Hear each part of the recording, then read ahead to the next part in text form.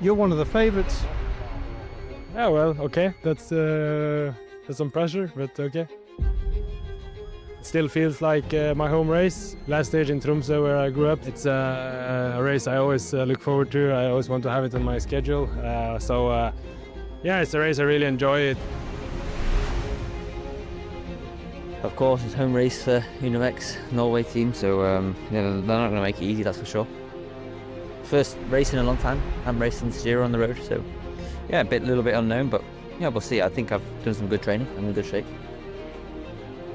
I think small peloton here, so a lot of teams will want to get something out of the next 4 days, and I think it should be a good race.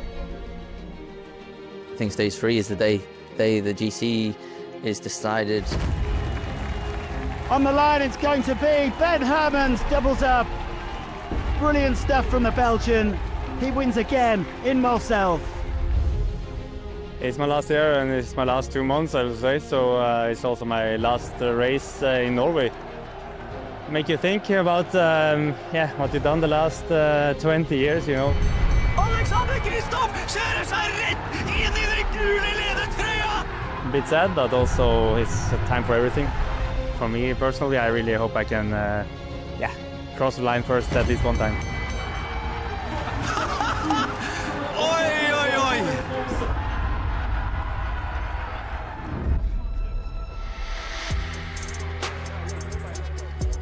Is this crazy?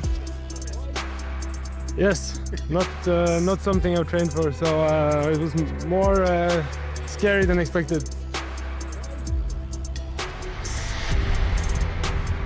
I don't want to hit the deck here.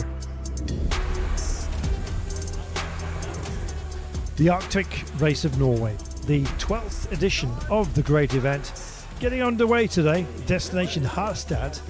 Even the Prime Minister turned up to take it on. Well, he wanted to witness something very special, and that's precisely what we got. A mixed course with mountains out there to tempt the breakaway potentially, and a beautiful backdrop as ever. Some rain, some sunshine popping out as well through the course of the day, and it was to draw out some big ambitions from a breakaway. We had one as well. Took a while to establish itself, but ultimately we had 4 up the road, including Freddie Deverne, who looked very, very strong indeed. He was looking for mountains points and intermediate sprint bonuses as well. They duly came and went, but ultimately this was to be a wind-in by the peloton.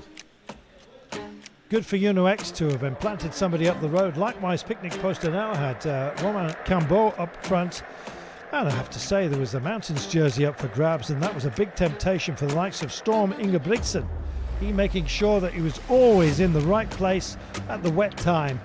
And he came across the line, throwing his bike at those mountain points and guaranteeing himself the Northern Lights jersey by the end of the day. Super work by him. That was his intention, and he delivered. Well, the rain came down, and of course, with having 2 big loops and a tie to 1 at the end, which would bring us to our final sprint, we crossed the line to hear the bell, and everyone knew what was coming. Lots of rain, lots of unstable surfaces, and of course, potentially a sprint finish. The breakaway had done its job of moderating the day. The sprint teams, well, there was a few rolls of the dice from others that wanted to deny the fast men, but ultimately this was hard work done by absolutely everybody, and the breakaway, of course, was destined to be disappointed. One last climb going the way of Ingebrigtsen for Team Coop-Repsol. Credit to them, and credit as well to some of the teams like Equipo Kern Pharma that really did a lot of the chasing, hoping to shake out the fast men. It didn't happen. We were all bunched together as we came to Harstad, our grand finale. Still, there were some opportunities, thought the likes of Jenthe van der Velde, but it wasn't to be. He joined by 2 others, but really this was all going to be about the sprinters. Would the favourites come through and deliver a grandstand finale? Alexander Kristoff waiting to launch. Can he get there? Starting to chug just a little bit. Has indeed. He run out of power. And this is your big drag race as we start to just turn into the corner. Astana look like they've bagged this one, but well, you've got to be brave to go for it, and Coop, go for it. Finheim goes. Corbin Strong still waiting in 3rd man here. Is he going to have a dig? Waiting.